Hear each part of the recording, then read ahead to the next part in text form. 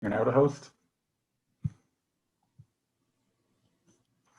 Okay, it's recording. Perfect. We're off to a good start now. Thanks for that. So I suppose we'll get straight into it now that we've got a bit of background on what we're doing. Yeah. So this is for the Irish Stand Up to Nuclear event. You're Björn Peters, the leader of the Germany Stand Up for Nuclear event. Which is very impressive. We're a big team and we're splitting up the work, and that's very encouraging. Of course. Much bigger than Ireland. We've only got 2 at the moment. Hopefully next year will be the same. So I suppose then we'll start off with the first question of what does being in the Stand Up for Nuclear event mean to you and to your country? 2 years ago, we founded the Nuclear Pride Coalition in Amsterdam. And the question was, what is our name? What are we going to do together? And it's Michael Schellenberger who brought us all together. And he perceived this necessity that we don't fight we don't fight for nuclear in our nations alone, but that we align and that we build a global movement. And actually, I was lobbying very strongly for doing a first event in Germany, just because it was such a hopeless case. And the Nuclear Pride Coalition has helped us enormously, because journalists have been surprised of what we were doing to sing and dance and celebrate nuclear energy. I mean, that is nothing anybody would have expected. And that was, of course, the reason why we did it, because people had to write about it. And I think the benefit for us Germans is that many people come and look to Germany, but the journalists here look outwards and see that many other things are going on. And for example, that Poland has a nuclear plan, a build-out plan, that the Czech Republic is considering it, that Estonia is considering it, and with very precise steps, that there's a debate in Sweden. And so all this is really helpful for us. And through the network of the Nuclear Pride Coalition, we get this information much faster, and we get insider information. So that's really helpful. Yeah, definitely. It seems very, very useful. It's very good for interlinking with people and stuff. I would just say that the move that Poland now is making, where Germany's shutting down all of its nuclear power plants and Poland's taking up all of its nuclear power plants, do you think that's maybe something that Germany might reconsider later on? Yeah, I mean, at the end, in the EU, energy policy is a national policy. So there is no EU plan for doing things. But it is so important that we get together the best arguments we have, and they are ecologists, and they are humanistic. And so the network really helps to get together the right science, to have the compilations of arguments. So I think everybody is profiting from this movement. Yeah, of course. And then with the whole movement, what's your favorite moment you've had so far in it? It was relatively new, but I'm sure you have something. Well, actually, it was the event in Munich to see the energy from people from, I believe, 30, 40 countries in our town. And so we were hosting this. I was picking the restaurants and making sure that people really got the Bavarian spirit. And there are a few good restaurants in Bavaria and in Munich particularly. So that was just this joy of seeing everybody, getting to know everybody, and seeing that many young students even from India came and are full-fledged fans of nuclear energy. Really, that's what they want to do, and they're totally convinced that this is the right thing to do. For me, it was a new attitude, because I know nuclear just as from the outside, and from mostly from people who are older than me, and who are sad that Germany is giving it up. Yeah. Yeah, of course, definitely. It's something that I think a lot more young people are getting into it now, and it's the baton, so to speak, in the race is being handed over to the younger generation. Yeah. Um, so I suppose, who's your idol, and who do you think about when you fight for nuclear? You think about yourself, or you think about your kids, your family, maybe someone else in a different country? Well, the important thing about nuclear, I believe, is that it is the single most energy technology that we're having, because it's so concentrated, and actually it can be quite cheap, despite some experience we're having in England, Finland, and Vogtle in the US, and Flamanville in France. Mm-hmm. But the promise that nuclear has always tried to deliver on, I think that it was successful, that it is a very cheap way of producing energy, and cheap energy is the single most important thing for the development of any civilization. It can't be stressed enough. And second, it is a very environmental friendly type of energy technology, simply because it doesn't waste so much space and commodities. It's very highly concentrated, and then it's good for humanity. I mean, we with dirty energy, we live shorter. With nuclear energy, we have a better living, higher living standards, better health, better education, better access to water, and all these. Actually, I'm a big fan of the UN Development Goals. It's 17 of them, and they really set the frame. And in particular, if you think that this effect of concentration, if you are poor and don't have good energy sources, it is you need charcoal, so you go to the forests and cut wood. But with a good and cheap energy source, you don't need to do it. So for all the other species on the planet, it's much better if we concentrate our power generation on a very small space. And that is what really drives me. I think it's so important, and I have kids, and I want to leave them a good planet, of course. So that's our task, to harmonize civilization with nature, and nuclear is, in my belief, the best way to do it. Mm-hmm. Yeah, definitely. It definitely seems to be something that's mostly beneficial, and some things may be clouded, but there is those big benefits of the emissions, as you said, and the lack of like intense land area that was required for like wind or solar to get the same energy out of it. It is a big difference. And I suppose you went from being, if I got this right, an energy investor to an energy researcher. And why was that change for you? Like, how was that, and why did you change?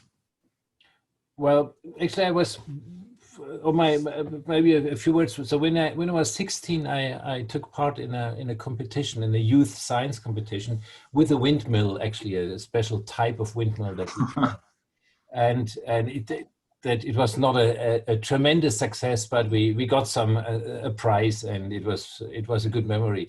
I studied physics, not so much for the energy sake, and via management consulting entered the world of finance, where I stayed 16 years, and I became a commodity specialist, doing business building in this domain. And one, or probably the single most important commodity, is energy. So I developed this more and more, and found myself then in the role of a power station financing expert at a big German bank. That is where I learned probably all the economic details, both on the national level as well as on the company level. And then the implications are highly political, and that is what I understood there, because the bank sent me to give speeches to energy market conferences, and they always wanted to have at least one banker and hear what he has to say or she has to say. And so I had probably 30 or more appearances on conferences, and I learned to, or I presented my learnings, my analysis that I had to do in order to assess business cases. And I got more and more into this analysis thing because I realized it is so important, and where the limitations are of solar and wind energy, so that which are the dominant energy strategy at the moment. And then why did you feel it was so necessary to move into almost full-fledged research and consulting now? Isn't that your full-time job almost? If I have that correct. Yes, the analysis part is only one part of it. It is I founded a consultancy that does management consulting and policy advising. Okay. And most of the aspects are in management consulting are making companies bankable. So when they come, when they operate in the commodity or energy world, I can help them attract financial or capital markets money. And there are a few steps that they have to go through, but starting, of course, with a viable business model and a business plan. And there is where all this strategy and analysis thinking then is very important to impress the clients in a way sufficiently well that they pay my the bill. Yeah, definitely. So with all that background on you, what's your opinion of Germany distancing itself as far away from nuclear as it can with new policies and closing the plants? Yes, that's absolutely true. But so today, Ursula von der Leyen has announced her plan to get down to 55% emission reduction by 2030 and more or less 100% by 2050. And I think everybody will learn the hard way, even in Germany, that it's simply no way to do this with solar and wind energy. And I actually today I studied the Irish market in preparation of this discussion, and there are a few observations in these data that you should consider as well in your Irish strategy. But in a nutshell, the first 20, 30, or each 10% of carbon-free energy generation is a little bit harder to achieve than the previous 10%. And it is an exponential function, more or less. So it is getting extremely difficult and extremely expensive. And from a technical point of view, from a technology point of view, it's not really easy and thought through to get to 80, 90%, let alone 100% carbon free. And the only technology that really can do that is nuclear energy. So therefore, I'm totally relaxed. I know that this is the only solution that can generate the results that we want. Therefore, even Germans will come back to nuclear one day. Eventually, go full circle kind of thing, and they'll have to accept it. Is that what you think? They will have to, and I mean there are a few typical counter arguments, and we all know them. So people believe that nuclear power stations are really dangerous. Yes, they are. It is a risky technology because it's so much energy in there. But we have highly trained engineers to build and handle this type of danger in all sorts of our life. I mean, how many airplanes crash? And this is really difficult because when you're up in the air and something goes wrong, there's only one way, and that's down. So we, as a civilization, we are really used to handle risk, in particular technological risk. Second is nuclear waste. I believe not a single person has ever been wounded or harmed by nuclear waste so far, although this is a highly dangerous, toxic and radioactive tissue. I mean, it's really dangerous, but we can handle it. So there are new technologies out there to reduce the waste and to partition it into individual elements, or to transmute it in new types of nuclear power stations. We can build them, and they will be built in the next decades. And so by maybe not by 2050, but by 2060 or 70 maybe, I'm so convinced that we will have a totally clean air, and so it's a better air quality than in the last millennium. So that is the promise of nuclear, and it will be done in an affordable way, and therefore I'm totally positive that this is the way all societies will go sooner or later. Yeah, definitely. It's something that we certainly agree on in this event, and I think it's something that we've heard many times. But hearing it from a different country is a really good thing to hear, especially from Germany and from someone of your expertise. So the next question I have: do you think the EU should be working together on the energy crisis, or should each member be concerned with their own supply first? And in the Green Tech Media interview, you mentioned using Norway as a hydro battery for the likes of a mega grid within the EU. What's your kind of view on something like that?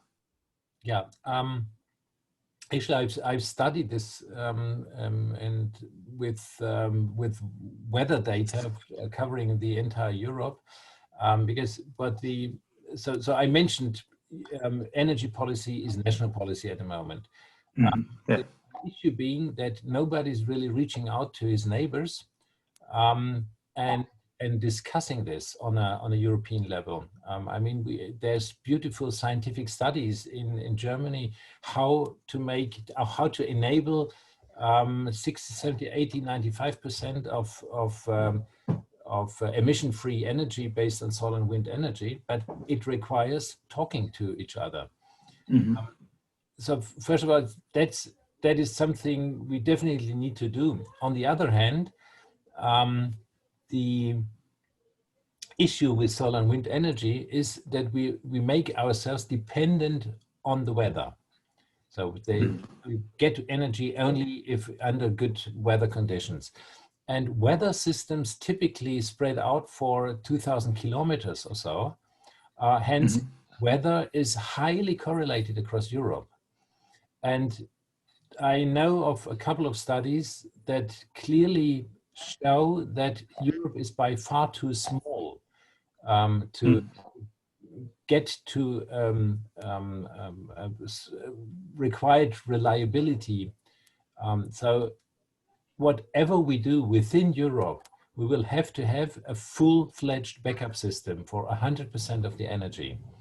And that is, and maybe it gets down to 90% or 80% because of a supergrid, but we won't get it down to zero. Hence, a strategy that builds on solar and wind energy, even if it is in entire Europe, still has to duplicate the energy system. So one entire system is solar and wind when weather conditions are applied, and one system when we don't have solar and wind. And the typical strategy is to balance it out with gas power plant. Germany is doing this. And what people don't know and don't really study even the scientists is how much energy you waste, you can't use, because if you have a certain amount of energy from solar and wind energy in average, I believe in Ireland it was 70% in average, the target. Yeah, you design a system in Ireland, and you have essentially no neighbors where you get lots of energy, so only a small link to the UK. When you design a system that in average produces 70% of the load in Ireland is in average 3,000 megawatt. I've seen in a couple of from 6 years of data, and so meaning that a little bit over 2,000 megawatt you have to deliver on wind then constantly. But in order to get to that, you have to build up a pipeline of 8 to 10 gigawatt in wind, meaning that when it's really windy, you overproduce. So you produce energy you can't use. And actually, I calculated it today based on real world data. So from 2010 to 2015, 6 years, calendar years. And when you build a system for 70% of average load, you get only 58%. Because you have to curtail so much energy that you essentially lose. So you lose 10% of an entire country energy needs that you have to throw away, that you could harvest, but you can't feed it into the system unless you want to create real problems in the big problems. Yeah, and it's something that Ireland's we're adapting to it, but we're not adapting to it smartly and financially. Technically, I think we're doing it quite well. Environmentally, we're okay, but economically, we're not doing it very well. We've created a system called the DS3 program that puts basically giant flywheels onto the grid to create inertia, because wind turbines create great disparity or discrepancy within the frequency provided to the grid. So in order to fix that, we have to build huge, giant spinning wheels, flywheel, in order to counteract that effect on the grid. And it's something it's really expensive and really difficult to do. And it's something that we're having to scale up a lot faster than what I think a lot of people would have thought. And it's something that doesn't get talked about, is that we have fossil fuel plants that are going offline, but we have to replace them with more wind turbines and more flywheels and more batteries just to get the same effect. And it's like, you could use a nuclear power plant and get the same benefit, but it's really not. So that rolls on to the next question, with Germany having its growing reliance on the imported electricity from other EU members, similar to the way Ireland does with Britain and possibly France, will have 20 to 25% of electricity will be imported, and the other 70% is going to be generated from renewables. Do you think that's a long-term policy issue that we're creating for ourselves? Or do you think trading electricity is I suppose, a pillar of modern day EU state membership? Do you think we should always be trading with each other, or do you think it's more something that we shouldn't be doing as much as Ireland or Germany is planning to do? Yeah, now the basic idea of trading energy for stability in the grid is definitely valid and will always be.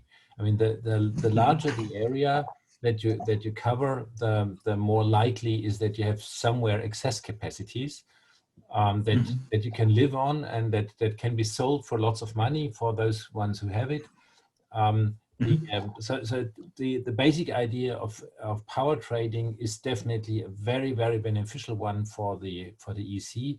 And for example, in the US, they don't have it in that. So they are even there. The power provision is electricity generation is a state task, and they don't have interconnectors between states. So they're living below potential, let's say, in the US, and in Europe we have a more stable grid because of NSOE, and it's not only the physical grid, but as well the contractual grid, so that that exchange of power is very easy to do under this legal framework as well. So far, I'm a big fan of NSOE, so that's all good. Many countries at the moment try to foster wind and solar energy. And again, the wind and solar production is highly correlated across all of Europe. And if Denmark is a special candidate there, because they've started building out wind energy very early, they totally rely on imports because they don't have enough capacity. And Germany used to be a net exporter, and this is a good thing because it's a balancing factor within the EU if you have a central country with lots of oversupply. And people were still making money because we could export at good prices when electricity was scarce, for example, in France. And in France, it happens every winter that the water is low in the rivers. So the nuclear power stations have to, might even have to reduce their power. On the other side, their heating system, they don't have really heating systems. So they have just a radiator that runs on electrical power. And so the demand is highest in these months, and in Germany theoretically as well. So of course in winter times we have the peak demand, but we're switching off thermal power as well. So with the nuclear phase out and with the coal phase out simultaneously, and absolutely nobody knows how security of supply can be maintained under such a scenario where the neighbors are doing exactly the same thing. Now, Czech Republic is announcing plans to build nuclear power plants, probably for the German market. So we are switching off nuclear in order to import much more of it. And this is certainly not a very brilliant political strategy, and it will everyone will know that it's a dead end in a couple of years. Yeah, of course. And then what you're saying about Germany kind of phasing out, Ireland in the 80s and 90s outlawed in our legislation in 2 laws that nuclear power on the island is not allowed. Do you think Germany is heading that way, that it might possibly be within like your laws that you can't actually, for example, build a nuclear power plant or provide nuclear power through generation? Or do you think it will constantly stay out of the law, but just within the government's policy of energy? Well, if you ask policymakers from the national parliament, they say, well, in about 10 years' time, so around 2030 or 2027 or whatever, we will be able to discuss new nuclear power, but it will take lots of time, they say. And actually, I'm very much convinced that the political space doesn't move in linear way. So there's a sudden fad, and then everybody discusses it. So the change of opinion can happen very, very fast. It was the other way around as well. When Fukushima happened, we were just 5 months after a very long debate where we said, well, we need the nuclear power plants for 10 more years in order to build out the rest of the system in a way that it's sustainable. Then suddenly with this flooding in Fukushima, it was and 17,000 dead people in the drowned. So suddenly the public opinion changed in a minute, and we got to the massive policy that we're having now. Yeah, of course. And Germany, what do you think their plans post-nuclear will be when they've decided that nuclear is not an option? Do you think after 2030, say for example, if they got a plant in 2040, do you think it would run, or could you possibly be in a situation like the Philippines is in, where you build a plant and you never actually fuel it and you just leave it sitting there collecting dust? Do you think Germany will ever kind of fully commit to nuclear again? Well, I think when there is once there is a decision to really build one, then it will, in particular in this former anti or in hostile environment, they would wait so long that it's really for good that they get the approval. So that's not my biggest worry now. Do you think that maybe they're whole? Sorry, go on. So to get there is so difficult, and the current plans say that we have to build out some gas infrastructure from natural gas and from hydrogen, allegedly from green sources. But what people really usually don't calculate is that this is tremendously expensive. And we can't afford it. Nobody can. And so we will see. Nobody's investing in this project really. At the moment, maybe a little bit in a year's time or so, when clean deal from the EC emerges or emanates, and lots of taxpayers' money is raining down, then we will probably see a few ventures. But whether they can be structurally successful, that's a question that I'm currently looking at very carefully, because with all this gases that are used for energy storage, essentially, you really need to understand their physical properties and what the business implications are because of those physical properties.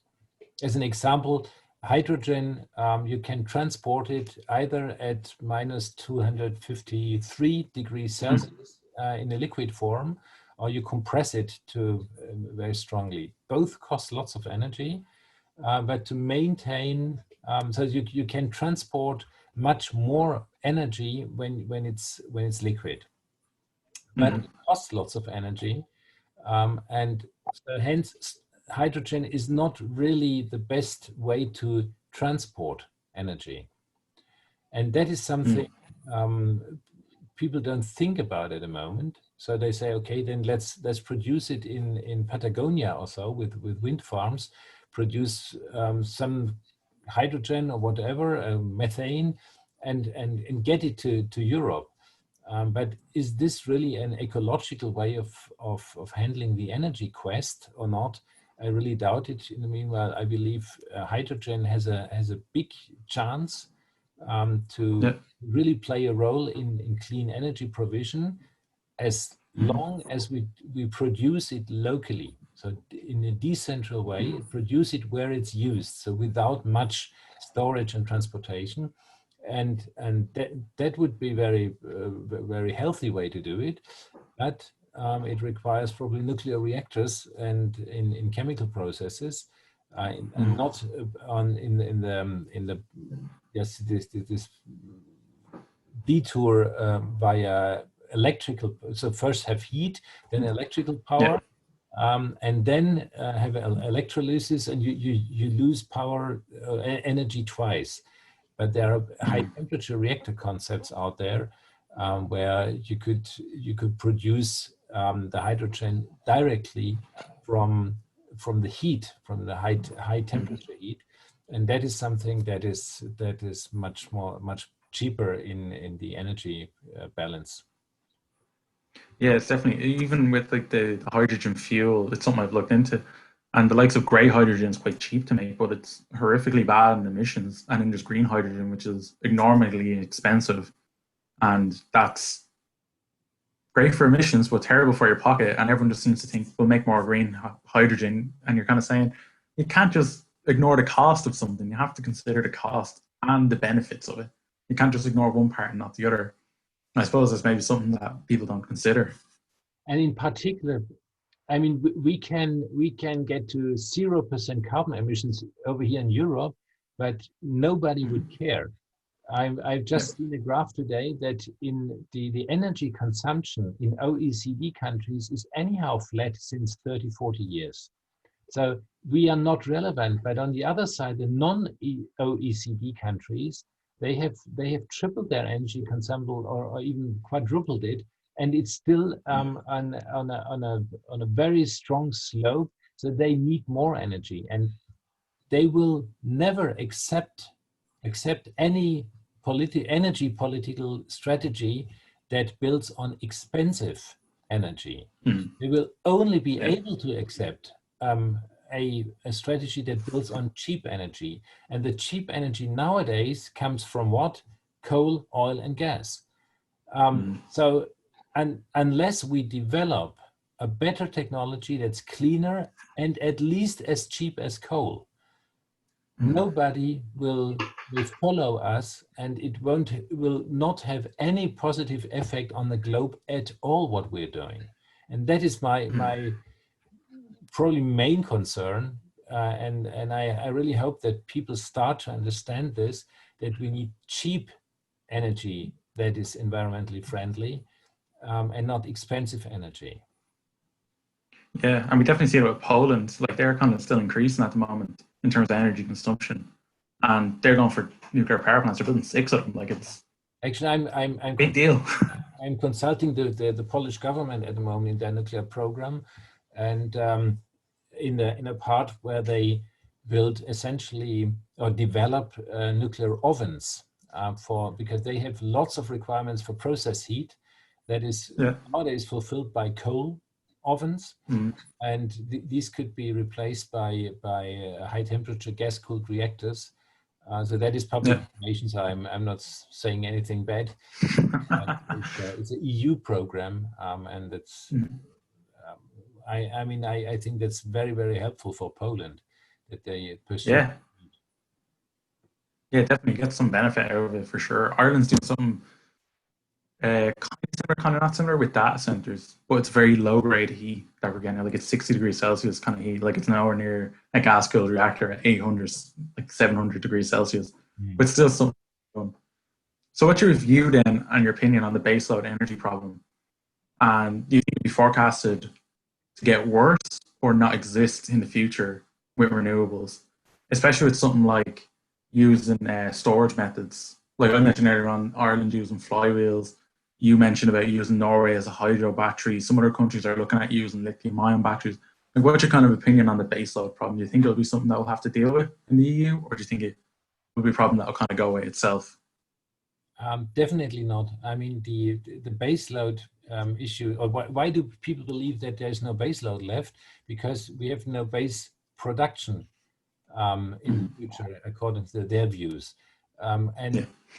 totally, well, it's a confusion of notions.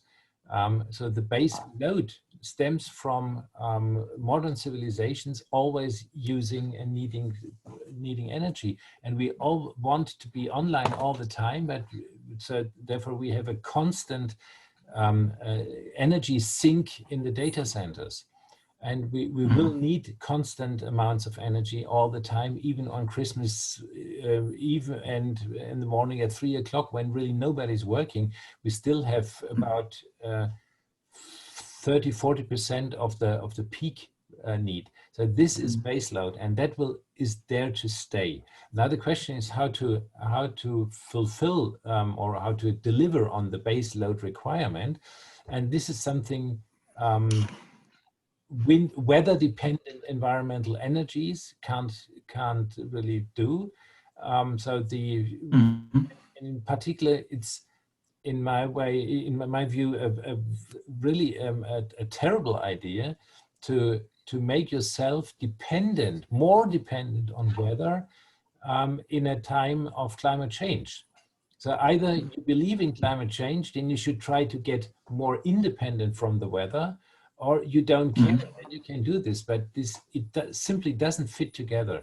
And for example, Norwegian storage, yes, they do have 80 terawatt hours in storage lakes. That's Mm. about the amount that we need in Germany.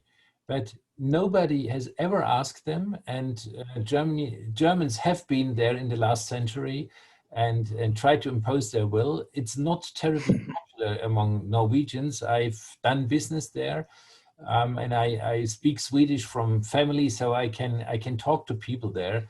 And Norwegian and Swedish is very alike, and Mm. they simply don't like this idea of foreigners coming and asking them for their natural resources. They don't get anything for it, and Mm. that's the critical thing. And the amount of storage that you need is so humongously big that there is simply no credible technology out there to cover it. So with a wind and solar only strategy plus storage, it's just unfeasible. It costs trillions of money. I've computed it for the German market with the lowest price achievable in battery storage. It is about 10 trillion euros, so 10,000 billion euros. Yeah. only for the storage system. So it is totally ridiculous. It's either you find an idea how to store energy that is 100 times cheaper, then we can probably talk about it. But even the resources that you require to build 1 terawatt hour of battery storage, that is still 1 million times more than we usually handle. So it is It's impossible. really not really well thought through. And then people dream about gasification of power. So, but then so that's basic element of physics, is that at every transformation step you lose energy. You can't conserve energy. You always lose a little bit and sometimes more. So if you have first heat or maybe the solar irradiation and wind, then power. Then you get to into an electrolyzer. You create a gas. Then you have to compress it, cool it. That costs energy. That's lost for other purposes. Then you transport it. That costs energy, which is lost for other purposes. Then you reinsert it in a fuel cell or in a power plant or in a gas motor engine. So that again costs lots of energy. And at the end of the chain, so these efficiency rates are multiplicative. So at the very end, it's about 10 to 30%, and sometimes really 10% of the energy that is left. So this way going via some gases, methane or whatever, it's mostly an energy elimination technology, but not really an energy storage technology. That's my main concern there. Yeah, of course. And then with the idea of the storage, Ireland's looking at doing 70% renewable, as we discussed, and they want to be net carbon neutral by 2050, like most EU countries. They want to use a mix of onshore and offshore wind, and they want to have fossil fuels to match the rest of the demand. So the rest of the 30% plus the interconnectors at 20 to 25%. They want to do all that with fossil fuels, greatly hurt our emissions.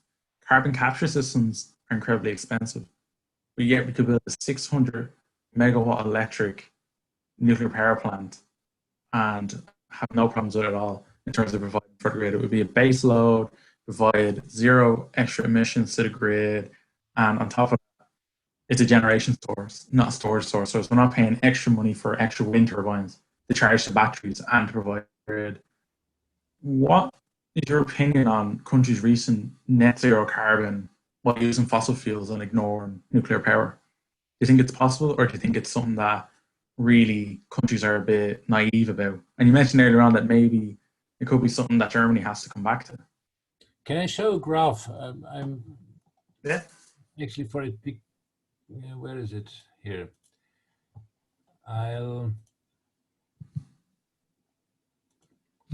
Yes. So what is this? The green curve is the load over 6 years averaged. So the horizontal axis is the megawatt in power consumption in the Irish market. And so this is the challenge. You start at about 1600 megawatt and the top consumption is 5000 megawatt. So to cover for this, in absence of any wind generation or solar generation, you need a system that is flexible enough to produce 5000 megawatt, but that can be switched down to about 1500. Yeah. Now, with 70% wind power in the grid, you have a very likely state of the system is that you don't need energy at all from the thermal power plants, whatever they are, so gas or nuclear or whatever. Yeah. And then you have lots of states around, let's see, around between 1000 and 2000 megawatts. But you don't lose anything in capacity. You still need nearly 5,000 megawatts. So the peak load that the residual system, the thermal system needs to provide is still quite high. And the typical technologies that can produce something like 5,000 megawatt, but can be switched off very often, is gas engine power stations. But unfortunately, they operate on carbon. So this is not really a conceivable way of getting down to zero carbon. It's inconsistent with the claim. So that's the issue with wind generation. Yeah, of course. And it's a big part of going forward for Ireland. It's going to be, well, they seem to think it's going to be, we'll generate more wind and that'll be it. And we'll fix all of our problems by making more wind than what we actually need. And it's something going to hit a barrier eventually very fast. You have two problems with this. One is, okay, even in Ireland, sometimes there's no wind. And I can show this again. Yeah. The light blue curve is the amount of wind energy when you have 70% net wind power in the Irish market.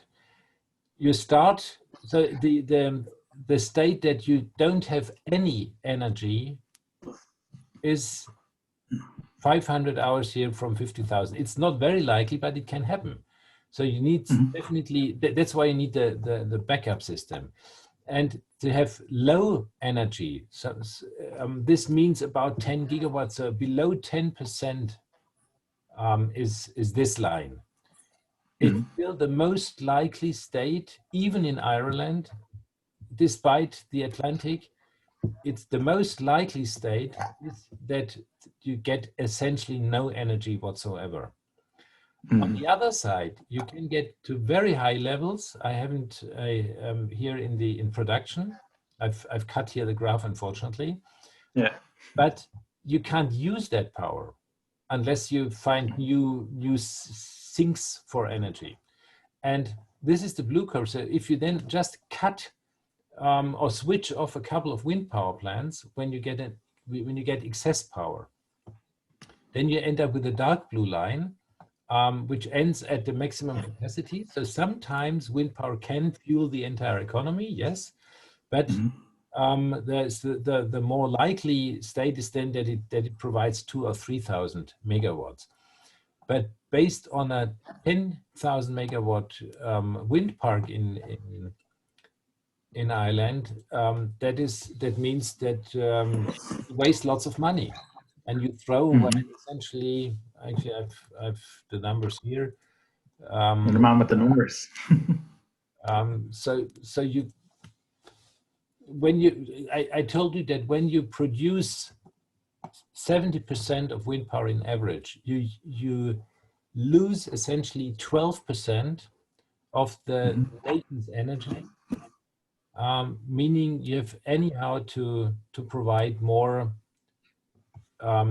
fossil-based thermal power, and the residual power is then still at 41.7%, so 42%. And that is very far away from zero in the last time I looked up. I think it's nearly 50% away. Exactly. So that's all my questions for you, Björn. Thanks very much for everything. Is there any social media sites that you're going to put? I know your 2 events have already happened. Yeah, so we have 3 events.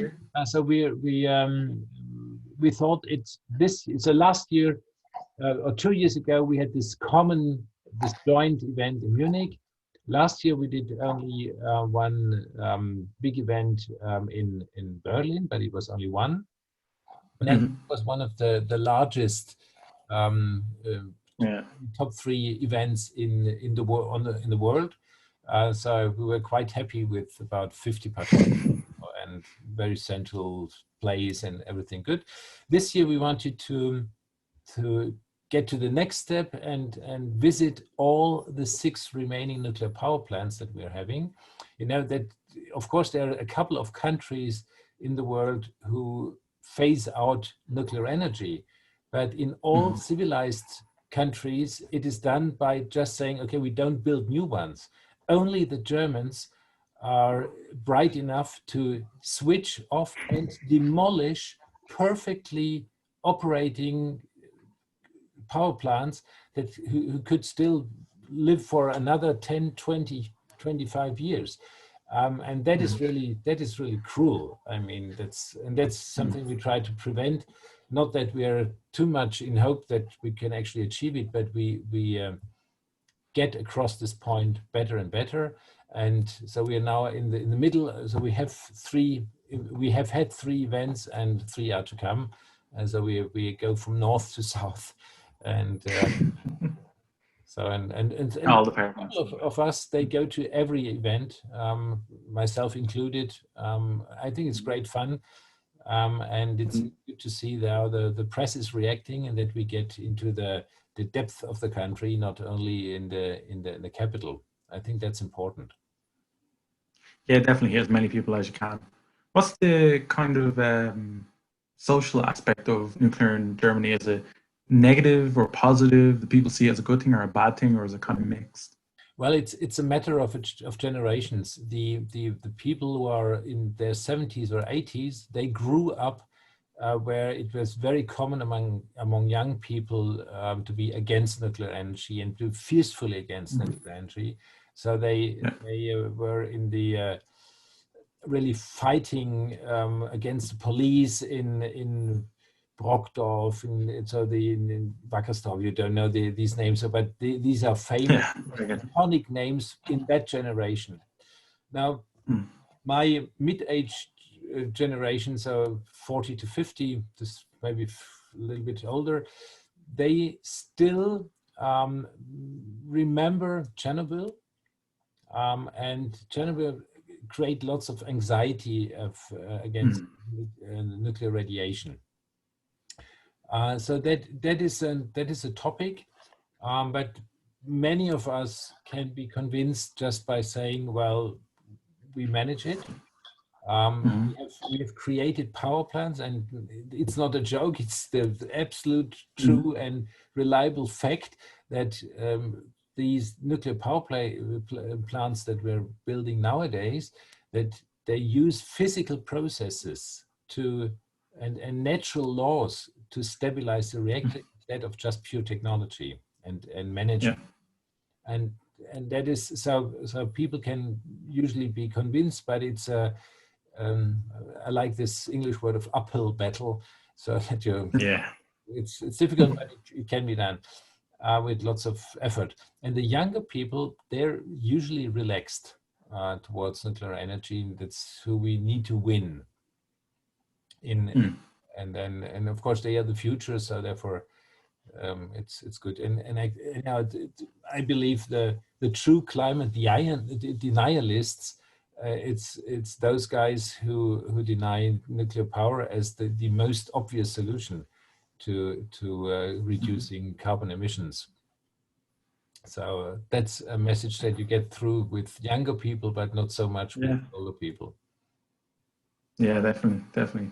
It's something. I'm only 23, so it's something that I've seen a lot more of people my age kind of opening up about. Like, I'm an engineer, went through college and all, and it's a lot of things that people in Ireland are not very open about, and they're very kind of, I like nuclear, but I don't want to say I like nuclear.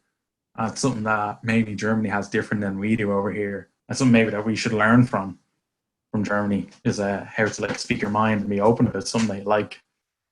And who knows, maybe we'll someday have a nuclear power plant with German engineers maybe running it. Well, that's all my questions for you, Bjorn. I want to say thanks very much. Good speaking to you, Lee. You too. Thanks very much. Okay, bye.